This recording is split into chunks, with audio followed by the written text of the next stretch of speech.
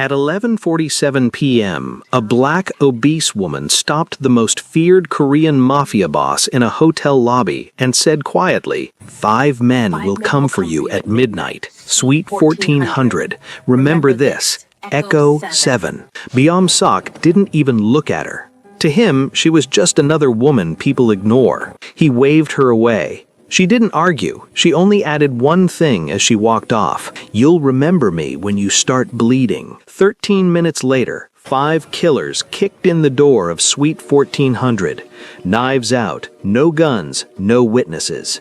As Byum-sok was forced back into a corner, blood running down his side, one thought hit him harder than the blades. How did she know? And what exactly was Echo 7? Because whatever that woman knew, she knew it before anyone else. And the moment he remembered her warning was the moment his life depended on it. This story is wild. Before the story continues, let me say this. If any of these stories comfort you, entertain you, or make you feel understood, please subscribe. It's free, but it means everything to this channel. Now, let's continue. Byum-sok's leather shoes clicked against marble as he crossed the Plaza Grand Hotel lobby. Midnight meetings weren't unusual in his line of work. Territory negotiations rarely happened during business hours. His phone buzzed, a text from his second-in-command, Min-jun. "Suite secured, clean sweep, no threats detected." He typed back with one hand, the other adjusting his Patek Philippe watch. 3 minutes until midnight. "Sir?" The voice came from his left, low, female, uncertain. Byum-sok didn't turn. Hotel staff always wanted something. Directions, autographs from someone they mistook him for, complaints about noise from his suites. His security team dealt with those interruptions. "Sir, please." He paused. Something in her tone made his jaw tighten. Not pleading, warning. The woman stood near a marble pillar, black, obese. Her hotel uniform stretched tight across her frame, a housekeeping vest with a crooked name tag that read Erica. Sweat beaded on her forehead despite the hotel's aggressive air conditioning. Her eyes locked onto his, dark, serious, almost frantic. "5 men will come for you at midnight, Suite 1400. Remember this. Echo 7. Byum-sok Dae-jung stepped between them immediately. "Move along. Mr. Sok doesn't have time for Echo 7, Erica repeated, louder now. Her hands trembled, but her voice stayed steady. "You'll remember me when you start bleeding." Byum-sok looked at her properly then, took in the maintenance cart behind her, the industrial cleaning bottles, the gray streaks in her hair pulled back in a hasty bun. Women like her existed on the periphery of his world. Invisible hands that cleaned the blood from his floors, the evidence from his crimes. Nobody. He waved dismissively. "Get her away from me." Dae-jung moved forward, not touching but blocking her path as Byum-sok continued toward the elevator. Erica didn't fight, didn't argue. She only called after him, words cutting through the lobby's muzak. "You'll remember me when you start bleeding." The elevator doors closed on her face. Inside, Byum-sok adjusted his cufflinks. Dae-jung frowned at the brushed steel walls. "Want me to have her fired?" "No." Byum-sok checked his phone again. "Crazy woman, probably wants money, thinks Prophecy Theater will get her a payout." She mentioned Suite 1400 specifically. "Half the hotel knows I rent that floor." Byum-sok's tone went cold. "Focus on the meeting. The Changsan crew is already 15 minutes late. If this is a setup." Min-jun swept twice. "We're clean." The elevator climbed. Byum-sok thought about the woman's eyes, the way she'd said, Echo 7, like it meant something, like it should mean something to him. He didn't recognize the term, which meant nothing. People invented code words all the time, hoping to sound important, connected. Street prophets and conspiracy theorists populated every city, spinning narratives from coincidence. The elevator reached the 14th floor. 11:58 p.m. His phone buzzed. Min-jun again. "Ready when you are." Byum-sok stepped into the hallway. Plush carpet absorbed his footsteps. Dae-jung flanked his right, hand inside his jacket where a Glock waited. Suite 1400 sat at the hall's end, corner unit, reinforced door, 3 security cameras Min-jun had installed that morning. Biamsok's instincts hummed, not quite alarm, just the low-frequency awareness that had kept him alive through 2 decades of underworld business. He thought about the woman again, 5 men at midnight. His watch read 11:59. Check the hallway cameras, Biamsok told Dae-jung. Dae-jung pulled out a tablet linked to their security system. Hallways empty, stairwells clear, only movement is us. Biamsok nodded, slid his keycard through Suite 1400's reader. The light blinked green. He pushed the door open and stepped into silence. The suite stretched before him, floor-to-ceiling windows overlooking the city's late-night glitter, leather furniture arranged in conversation clusters, a bar cart stocked with premium whiskey. Min-jun stood by the windows, phone pressed to his ear. 2 other security men flanked the room's corners. Normal, quiet. Biamsok's shoulders loosened slightly. Midnight arrived. His watch face showed 12:000 exactly. Nothing happened. Min-jun ended his call, crossed toward Biamsok. The Changsan crew just canceled. Their boss got arrested an hour ago. DEA raid in Koreatown. Biamsok processed that. So this meeting was pointless. Looks like it. Why didn't you call earlier? I just found out. Their people went dark after the raid. Biamsok moved to the windows. The city sprawled below, lights like scattered diamonds. He poured whiskey from the bar cart, 2 fingers, no ice. The woman's face flashed through his mind. 5 men, midnight, Suite 1400. He smiled grimly. Another false prophet selling fear. Glass touched his lips. Then wood splintered.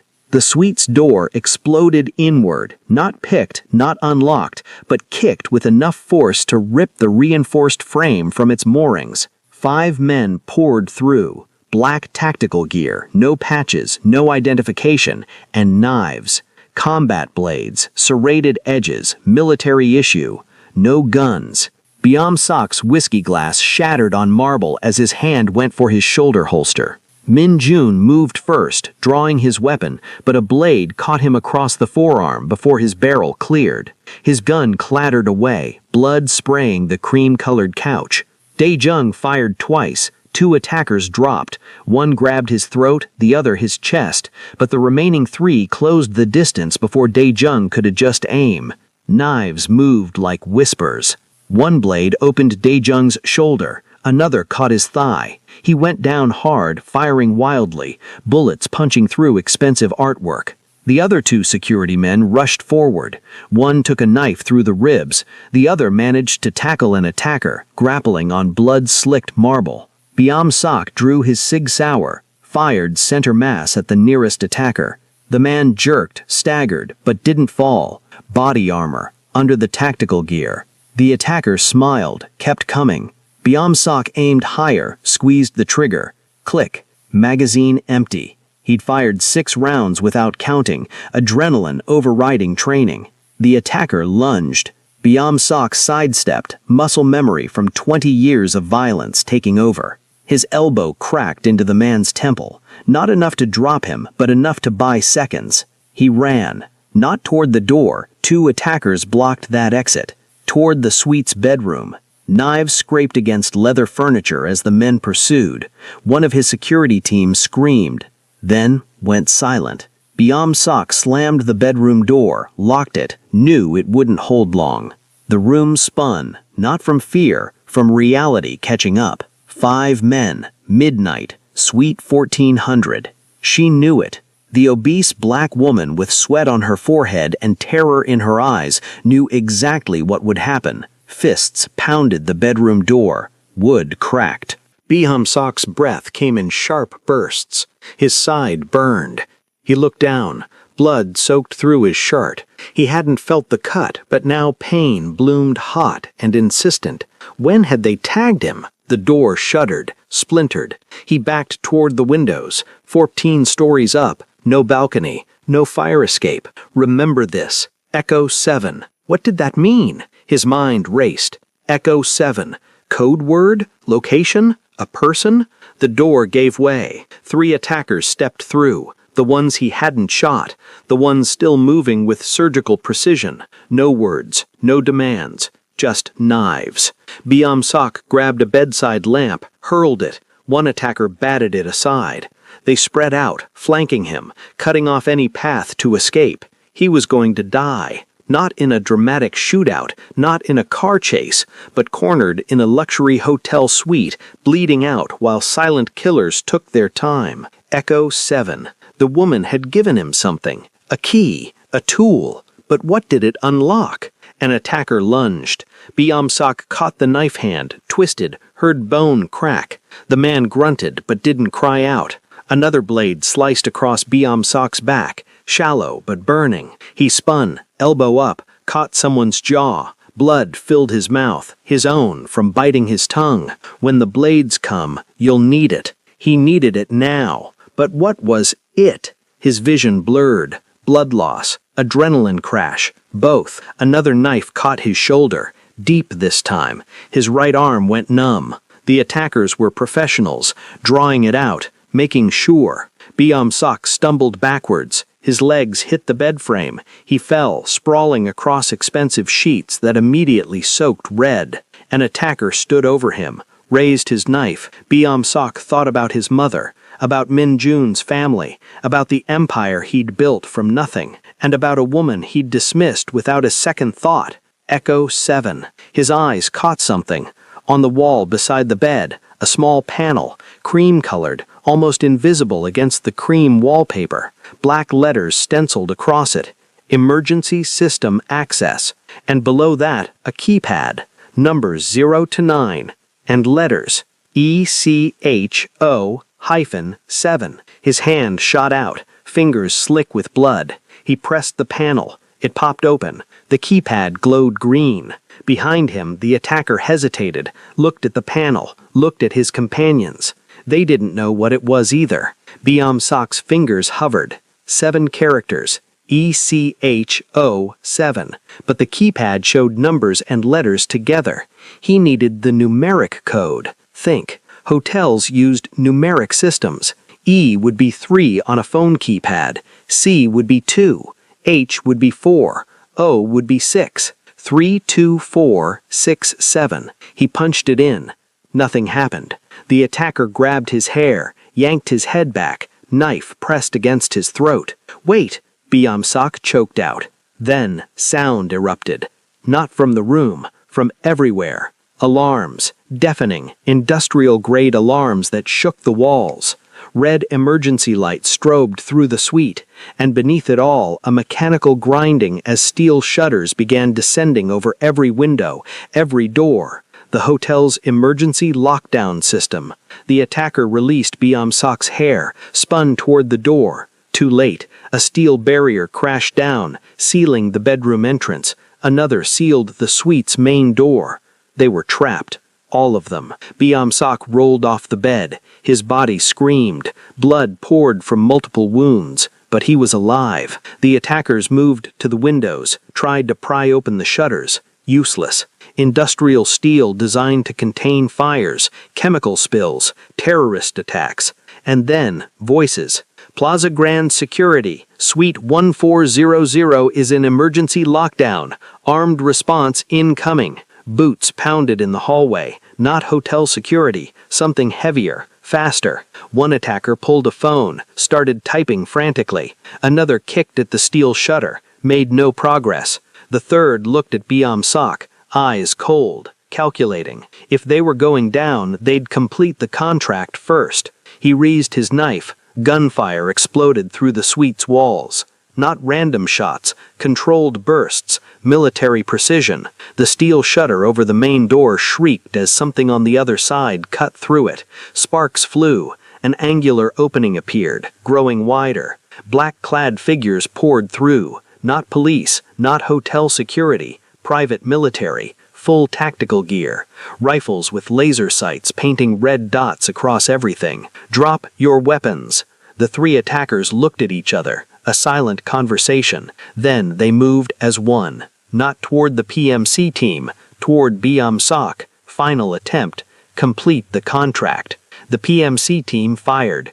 Close quarters. No hesitation. Center mass shots that punched through body armor at this range. All 3 attackers dropped.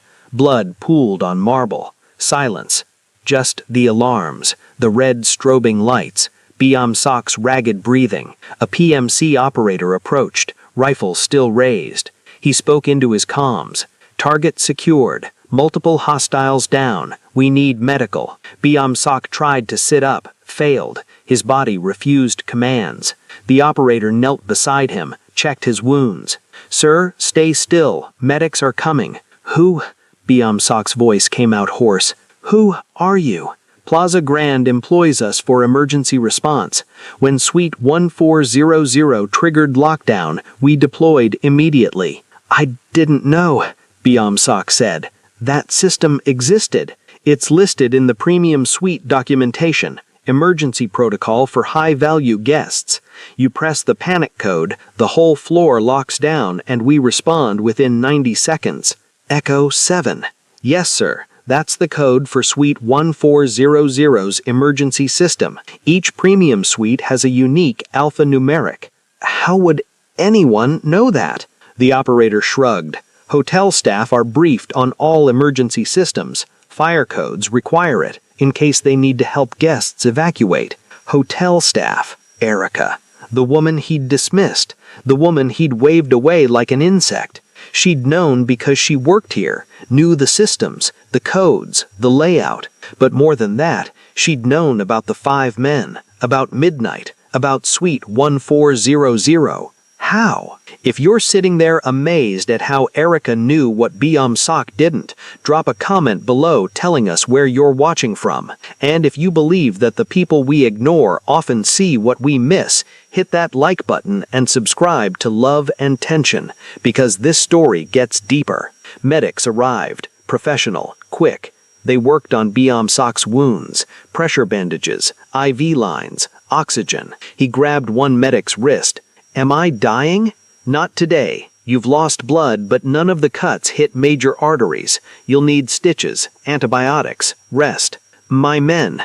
2 dead, 3 critical. They're being transported now. Minjun and Daejung, critical, not dead. That would have to be enough. The medic stabilized him, loaded him onto a gurney, wheeled him through the destroyed suite, past bodies, past blood, past shattered furniture and bullet-riddled walls.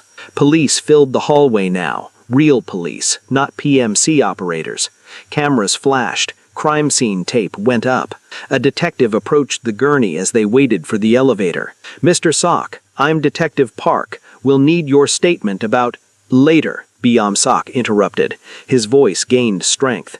I'll come to the station tomorrow. Sir, 5 men are dead. This is self-defense. Check the suite cameras. Check the hallway footage. They broke in, attacked us. We defended ourselves.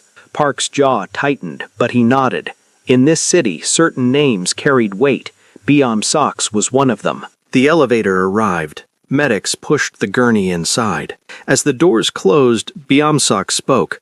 Detective, one more thing. Sir? There's a hotel employee. Housekeeping. Black woman. Name tag says Erica. Find her. Bring her to me. Park frowned. Why? She's a witness. To the attack? To everything. The elevator descended. Biamsak closed his eyes.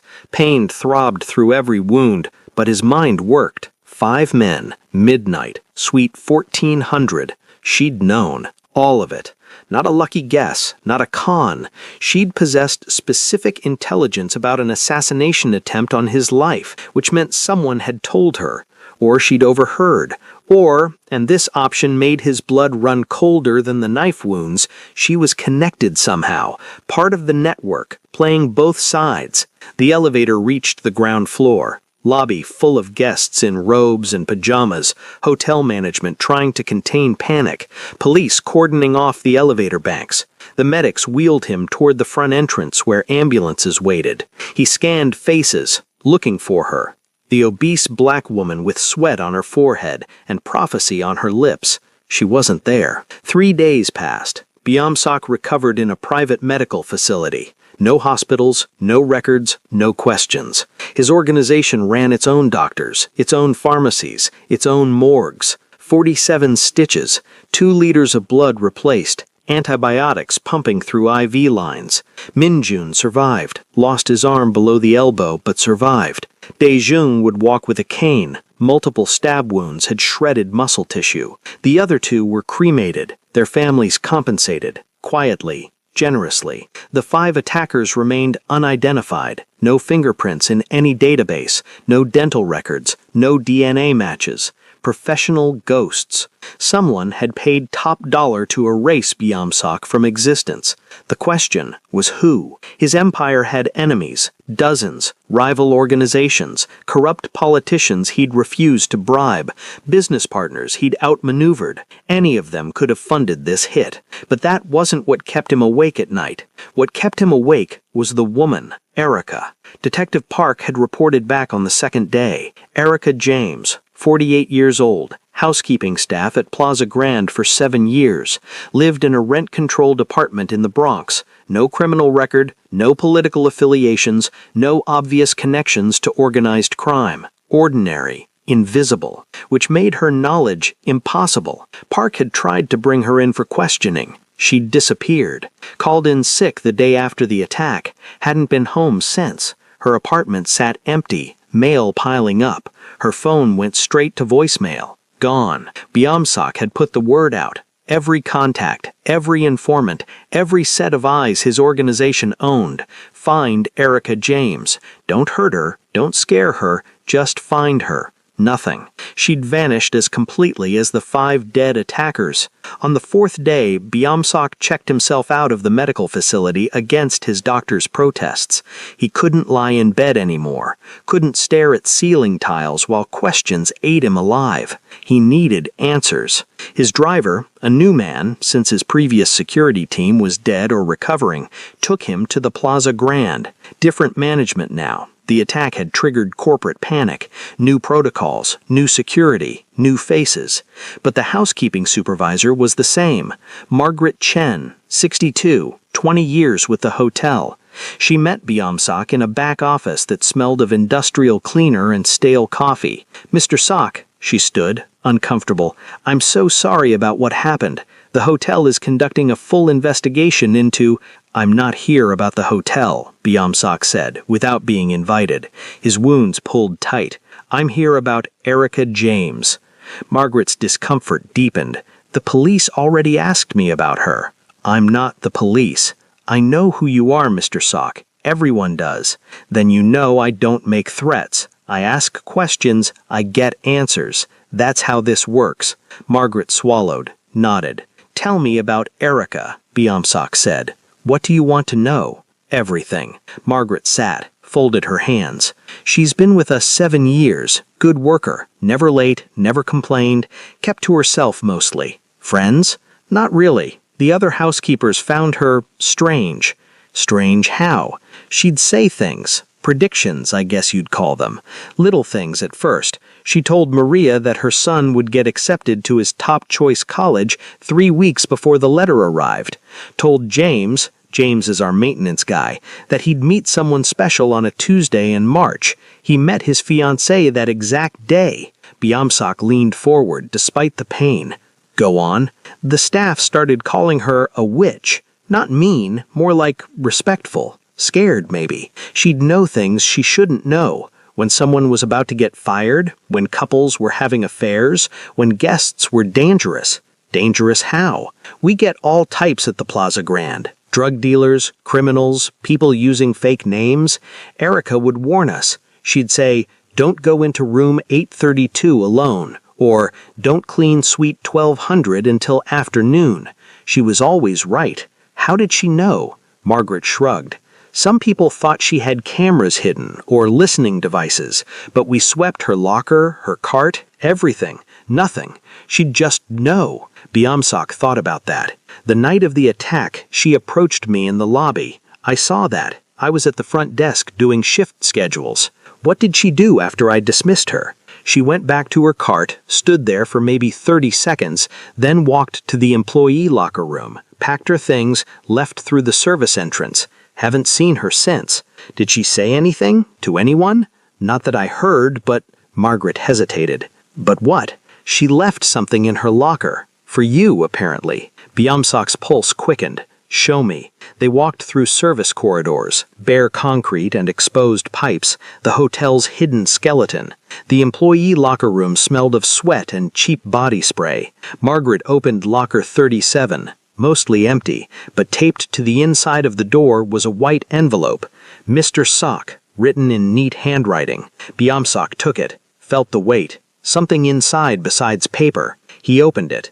A hotel key card fell into his palm, room 2847, and a note on Plaza Grand stationery. The shadows talk to people like me. We're the ones who clean up after darkness leaves.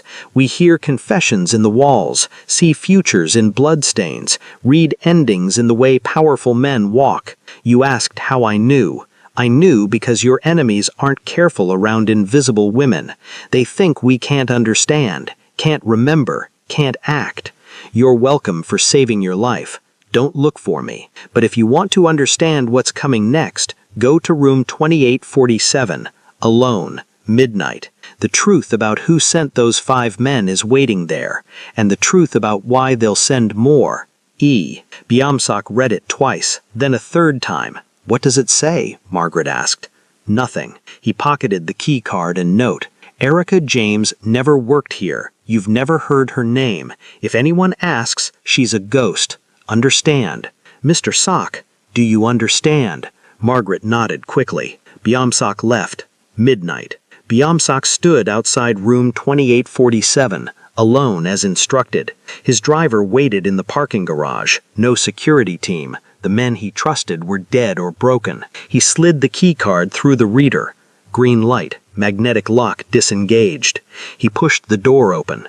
The room was dark, not empty dark, occupied dark. Someone was here. His hand went to his jacket. The Sig Sauer loaded now, safety off. Don't. Erica's voice came from the shadows. If you came here to shoot me, you've already lost. Lights flickered on, dim, a single bedside lamp. Erica sat in the room's only chair. Same housekeeping uniform, same sweat beading her forehead despite the air conditioning, but her eyes, direct, unwavering, held no fear. On the bed beside her lay a laptop, multiple phones, scattered documents. You're not a housekeeper, Byamsok said. I am. I just happen to be very good at listening. Nobody's that good. Erica smiled. Sad. Tired. You'd be surprised what invisible people can do. Sit down, Mr. Sok. You're bleeding through your bandages. He looked down. She was right. Fresh blood seeped through his shirt. But he remained standing. Tell me how you knew. Which part? That 5 men would come for you? That it would be at midnight? That they'd use knives? All of it. She leaned back. 3 weeks ago, I was cleaning room 1876. Standard checkout cleaning. The guest had left, but he'd forgotten something. A phone charger. I unplugged it from the wall, and I heard voices coming through the air vent. She pointed at the ceiling. The Plaza Grand's ventilation system connects everything. You talk in one room, it carries to another. Most people don't notice because of ambient noise, but when you work nights, when the hotel's quiet, you hear everything. Byamsok moved closer. You heard them planning. I heard 5 men, different languages, Korean, Russian, English. They were confirming details. The target, you. The method, close quarters, knives only, no guns to avoid noise. The timing, midnight, when your meeting with the Changsan crew would have you distracted. The location, Suite 1400. And Echo 7? I've worked here 7 years. I know every emergency system, every panic button, every security protocol. When I realized what they were planning, I looked up your suite's emergency code. Simple. Why warn me? You don't know me. He gestured vaguely. I'm not a good man. No, Erica agreed. You're not. But those 5 men, they were worse. And more importantly, she stood, moved to the window. I'm tired of being invisible, tired of knowing things and being ignored. You dismissed me in that lobby, waved me away like I was nothing. I could have let you die, but then I'd be what people expect me to be, powerless, Irrelevant. I saved your life because I could, because nobody else would see what I saw. Byum-sok studied her. What else do you know? Everything. She turned from the window. The 5 men were contractors, hired through 3 cutouts so their employers stayed anonymous. But I know who paid them. Who? Your partner, Choi Sung-ho. The name hit like a fist. Choi Sung-ho, his oldest ally, the man who'd helped build his empire from nothing. They'd survived wars together, buried bodies together, split profits down the middle for 20 years. You're lying, Byum-sok said flatly. Am I? Erica picked up the laptop, turned it toward him. Choi's been moving money for 6 months. Offshore accounts, Swiss banks, Cayman Islands. He's been liquidating assets, preparing to take over your territory after you're dead. The laptop screen showed bank records, wire transfers, shell corporations, all bearing Choi's digital fingerprints. How did you get this? I clean his hotel suite twice a week. He thinks I'm furniture, leaves his laptop open, takes calls in front of me, discusses business like I'm deaf. I've been watching him for 3 years. Why? Because powerful men like you think cleaning ladies are invisible. But we're not. We're witnesses. And sometimes, she closed the laptop, we're the only ones who see the truth. Byum-sok's mind raced. Choi, his brother in all but blood, planning his murder. The contractors left documentation in room 1876. Hidden behind the air vent, flight manifests, burner phones, payment schedules. I photographed everything before the police could find it. She handed him a USB drive. This is proof, enough to bury Choi, or leverage against him. Whatever you choose. He took it. Why give this to me? Because I want something in return. There it was, the real reason. Nobody saved a mafia boss out of altruism. How much? He asked. Not money. Erica's voice went quiet, intense. I want out of housekeeping, out of invisibility, out of being ignored. I want protection, resources, a new identity if necessary. And I want acknowledgement that women like me, women people overlook, are more dangerous than any assassin. Because we see everything. Byum-sok considered that. You want power. I want respect. Same thing.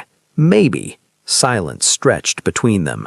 Then Byum-sok nodded. Done. But understand, once you enter my world, you can't leave. This protection comes with strings. I know. Erica met his eyes. I've been watching your world for 7 years. I know exactly what I'm agreeing to. He believed her. One question, he said. If you knew about the attack 3 weeks ago, why wait until the last minute to warn me? Erica smiled.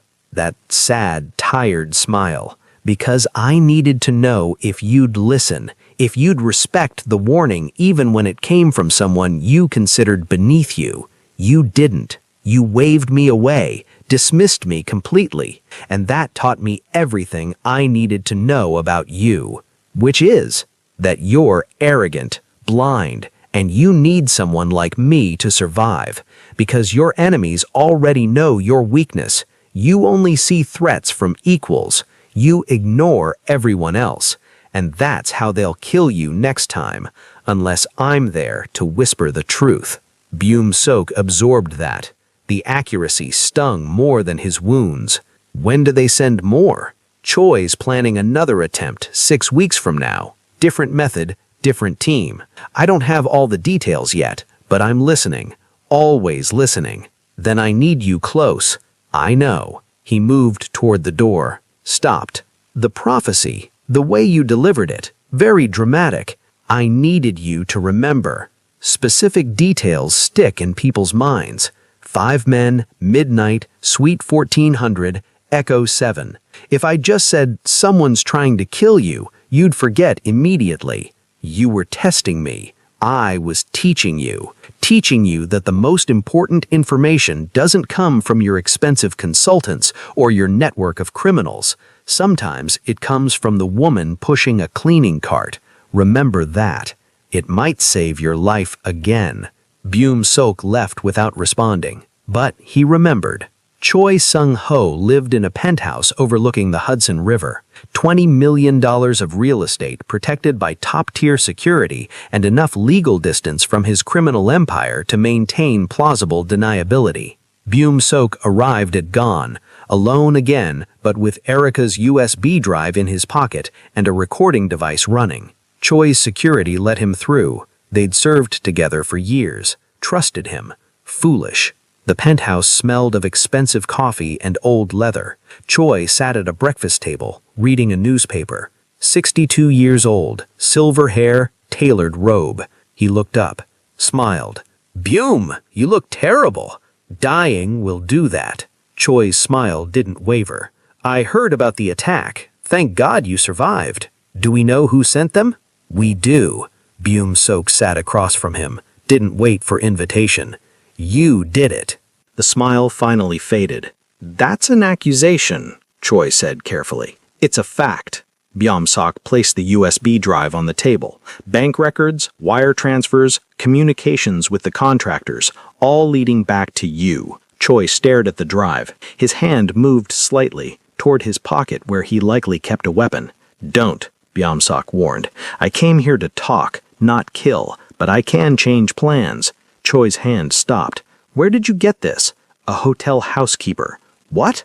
"A woman you've ignored for 3 years. While you planned my death in your suite, she listened, watched, documented everything. You never saw her. That's why you failed." Choi leaned back, his mind working, calculating odds. "If you had real evidence, you'd have killed me already. Maybe I'm sentimental." "You're never sentimental." "True. Here's what happens," Byum-sok said. "You liquidate your assets, all of them. Transfer control to me, quietly. Then you disappear. Take your money and vanish. Argentina, Thailand, anywhere that's not here. You get to live. That's more mercy than you showed me. And if I refuse, then this USB drive goes to everyone. Our partners, our competitors, the feds. Your life ends messy. Mine ends cleaner. Your choice." Choi studied him. "You'd really let me go? I'd really prefer you gone over dead. Dead creates complications. Disappeared creates opportunities." Silence. Then Choi laughed, bitter, defeated. 20 years, we built this empire together, and I threw it away because I got greedy. You threw it away because you underestimated the help. The help? The people you ignore, the ones who see everything while you see nothing. Choi shook his head. "Who is she, this housekeeper? Someone smarter than both of us. Will she come after me, too?" "Only if you come after me again." Choi considered that, then nodded. 48 hours. I'll be gone. 48 hours, Byum-sok agreed. He stood, walked to the door. "Byum." He turned. "How did she know?" Choi asked. "How did some cleaning woman figure out what took millions to orchestrate? Because you talked in front of her like she was furniture, made calls, left evidence. You never considered she might be listening. That's how. And you trust her now, this woman? More than I trusted you." Byum-sok left. 46 hours later, Choi Seung-ho boarded a private flight to Buenos Aires. His assets, offshore accounts, property holdings, business interests, quietly transferred to Byum-sok's control. The empire grew larger. The man who built it disappeared into South American obscurity. Justice, Mafia style. 3 months passed. Erica didn't become part of Byum-sok's inner circle. She became something else, something harder to define. His eyes, his ears, his ghost. She moved through his world like she'd moved through the hotel, invisible, observant, deadly in her knowledge. When rivals met in restaurants, Erica worked as a server, listened to their plans, reported back. When politicians needed bribing, Erica posed as an aide, documented their corruption. When deals went south, Erica found the leaks, the traitors, the weak links. She'd been right. Invisibility was power. People confessed sins to her without realizing it, revealed strategies while she pretended not to understand, discussed murders while she cleaned their blood-stained floors. Byum-sok's empire expanded, not through violence, but through information. Information she provided. He offered her apartments, money, status, everything that should matter. She refused. She kept her rent-controlled place in the Bronx, kept working side jobs, kept maintaining the facade of ordinary. "I'm more useful when people don't know what I am," she explained once. He didn't argue. She was right. But something bothered him. The way she looked at him sometimes, like she could see futures, read endings, know things that hadn't happened yet. If you're wondering what Erica really wants, if you think she's playing a longer game than Byung-sok realizes, drop a comment below. And if you believe this story deserves to reach more people, smash that like button and subscribe to Love and Tension, because the ending is coming, and it's not what anyone expects. 4 months after the attack, Byung-sok received a call. 3 a.m., his private line, the one only 5 people knew. "It's done," Erica's voice, calm, flat. "What's done?" "I found who hired the contractors before Choi, the original source." Byung-sok sat up. "I thought Choi was the source. He was the money, but someone gave him the idea, planted the seeds, made him think killing you was the smart play." "Who?" "Meet me. Our usual place." She disconnected. Their usual place was a 24-hour diner in Queens. Fluorescent lights, burnt coffee, booths that had seen decades of whispered conversations. Byung-sok arrived 30 minutes later. Erica sat in the back booth, drinking tea that smelled like herbs he didn't recognize. He slid across from her. "Talk. Your wife." "My ex-wife," he corrected automatically. "She's the one who approached Choi, fed him information about your movements, your vulnerabilities, your meeting schedules. She wanted you dead. Choi wanted your empire. They aligned." Byung-sok's hands clenched.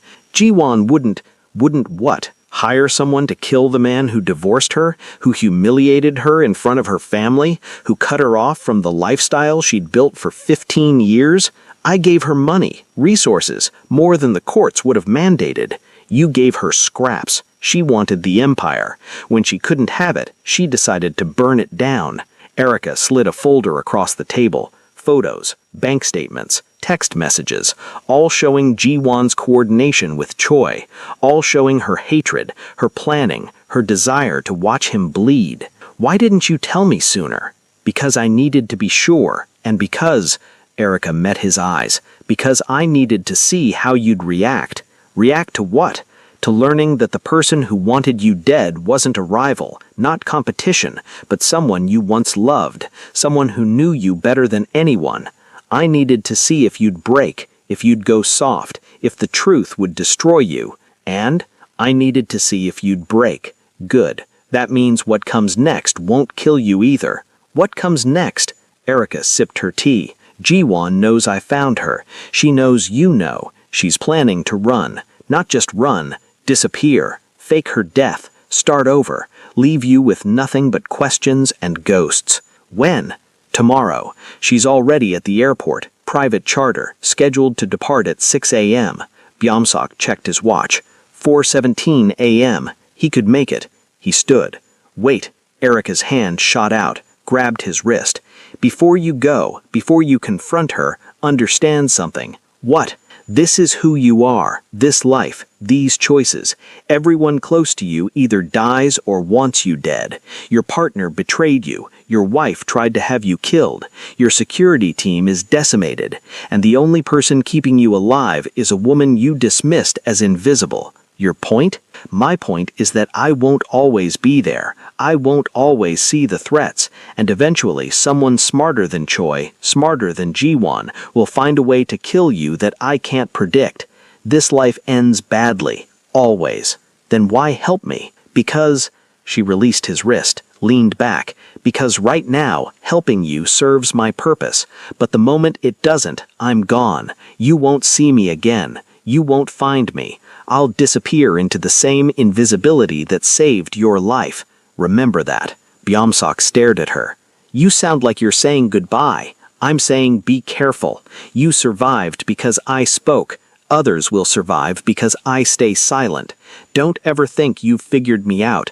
Don't ever think you understand what I want, because the second you do, you'll underestimate me, and that's when I become your biggest threat." She stood, left money on the table, walked toward the diner's exit. Byam. She paused, didn't turn. Thank you, he said, for saving my life. You're welcome, for now. She left. Byum-sok sat alone in the booth, the folder in front of him. Ji-won's betrayal documented in painful detail. The clock ticking toward 6 a.m., but his mind was on Erica, on her warning, on the way she'd gripped his wrist like she was holding him back from something inevitable. She'd saved him once. Would she save him again? Or had she just told him the truth, that eventually his luck would run out, and she'd be gone, and he'd die the way all men like him died? Alone, bleeding, surprised by the blade they never saw coming. Byum-sok caught Ji-won at the airport. Not the public terminals, the private aviation section, where money bought discretion. She stood near her chartered jet, surrounded by luggage, guards, new documents that would erase her old life. She saw him, didn't run, just smiled. I wondered if she'd tell you, Ji-won said. I did. The housekeeper, Erica. I knew about her, you know. Knew she was watching, reporting, but I thought she was on my side. Thought she hated you enough to let me finish the job. You don't hate me. Then what does she want? Good question. To be acknowledged, Byum-sok said. To be seen. We all want that. Ji-won's smile turned bitter. I wanted that from you for 15 years. Never got it. Maybe that's why I tried to kill you. Maybe. They stood in silence, security guards watching, the jet's engines warming up. Are you going to stop me? Ji-won asked. No. Surprise flashed across her face. Why not? Because Erica was right. Everyone close to me either dies or wants me dead. I'm tired of building graveyards. Go. Disappear. Start over. Just stay gone. That's it? No revenge? No punishment? Revenge is expensive. You already cost me enough. Ji-won studied him. You've changed. The man you married died here. The man you married died 3 months ago, in Suite 1400. What's left is just trying to survive. She nodded, walked toward the jet, stopped at the stairs. The housekeeper, Ji-won said without turning. Don't trust her. She's playing a game you don't understand, and when you finally figure it out, it'll be too late. I know. And you're okay with that? I don't have a choice. She's the only one who sees what's coming. Ji-won laughed, hollow. Then you're already dead. You just don't know it yet. She climbed the stairs, the jet door sealed, engines roared. Byum-sok watched it take off, watched it become a speck against the dawn sky, watched his ex-wife vanish into a future where he didn't exist. Then he returned to his car, checked his phone. One message, from a number he didn't recognize. 3 men, next Thursday, your office, Echo 12, E. Byum-sok stared at the message. Another prophecy, another warning, another opportunity to dismiss it, ignore it, wave it away. He thought about the lobby, about Erica's face, about the 13 minutes between her warning and the killer's arrival. He thought about Echo 7, about blood on expensive carpet, about surviving because someone invisible had chosen to speak. He typed back, "What's Echo 12?" The response came immediately. "The panic code for your office building. But this time I won't be there to remind you. Remember it, or don't. Your choice."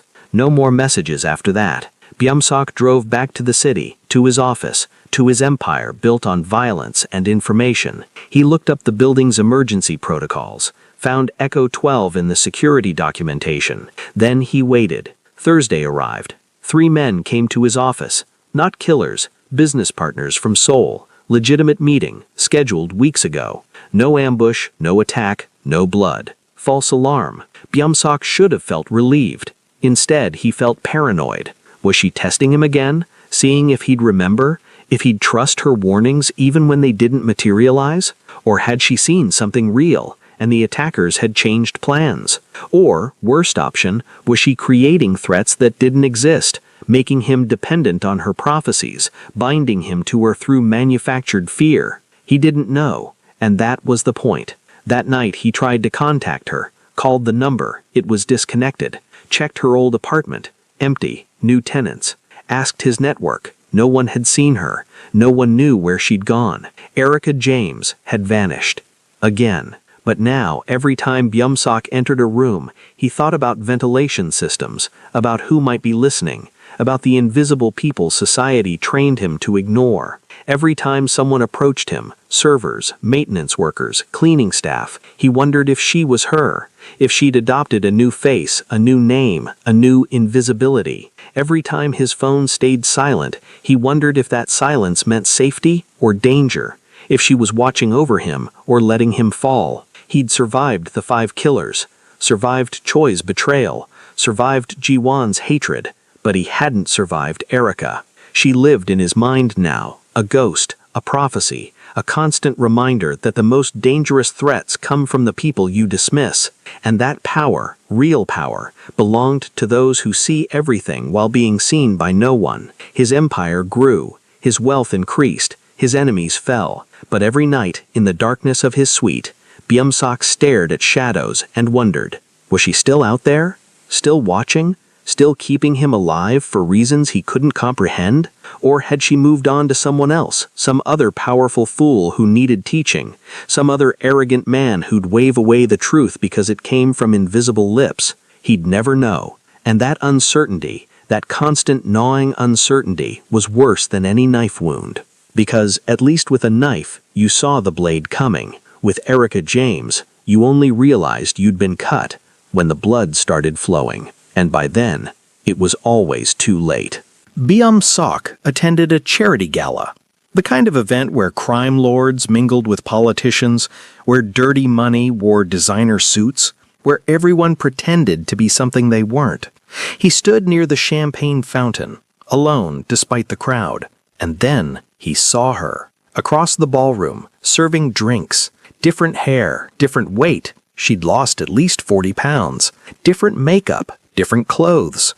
But the eyes were the same. Erica. She looked directly at him. No recognition, no acknowledgement. Just a server bringing